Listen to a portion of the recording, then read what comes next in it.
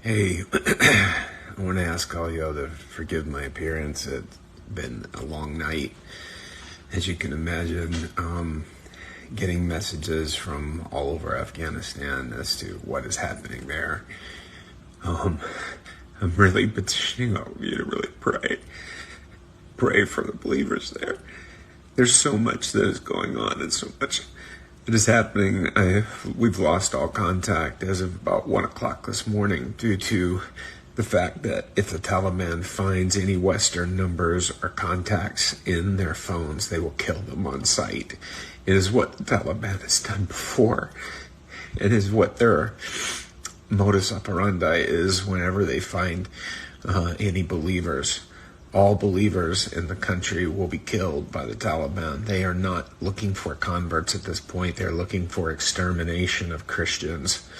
And despite what I just watched, one of the Taliban leaders in Doha just give a talk on the BBC, and I'm telling you, these people are full of lies. They have no plan for good for the country of Afghanistan. They only have harm and destruction in their path. And they will implement, they say that they are only implementing basic head coverings for women. It is a lie. They will total covering of all of the women's body and for it not to be seen, and eliminate women education throughout the country. This is an evil, demonic regime, and they are planning on exterminating the second fastest growing church in the planet. This is a time where I've had messages all night long from all over, people asking and pleading for prayer, pleading for intervention from the church here in the West, to be praying for them, to be holding them up, and to pray that the Taliban will fall and that they will not succeed in their plan to eliminate, again, the second fastest growing church in the world. I want to ask all of you to please ask your churches, every prayer group you know, share my post that we put on. I'm pleading with you to pray, and we saw it happen in Bamiyan as we petitioned for people to pray that the Taliban would not enter Bamiyan. They did not enter Bamiyan by the grace of God. And so we need to see them not enter Kabul and to see it stopped and blocked. We also need to pray and uphold our brothers and sisters there who are going through such trauma and in fear of, they've already been persecuted so much. You have no idea how much they've already been through. People that every time when I was just there in January, working through so much pain of persecution from family. And so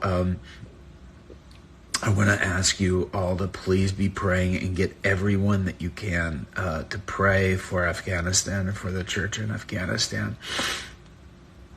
Again, we currently have lost communication with the believers there, but they will resume. I assure you, somehow, some way, we will find a way. Our government has thrown Afghanistan to the wolves. President Biden has thrown them to the wolves. And he pulled out everything you could see in my post on Instagram and Facebook, that he pulled out all of the support and therefore released and pulled out their backbone. And so with what had been set up before, which was working, the former administration had a working plan and it was in place and it was actually working. And so I'm heartbroken at the way that our government and the UK government have treated the Afghan government and the leaders there, and totally abandoning them, handing over and even withdrawing from them military support, and even withdrawing from the military weaponry that would have been able to help them keep things at bay. But the U.S. government, President Biden this past week said that there's 350 military and police troops that are in Afghanistan that can overthrow the Taliban, which is only 75,000 in armed forces. Why they are caving, nobody totally knows, but I can tell you this, that without U.S. or U.K. support, without the NATO support, it's going to feel like complete abandonment to them. And I think that's the reason why that so many places are caving and surrendering.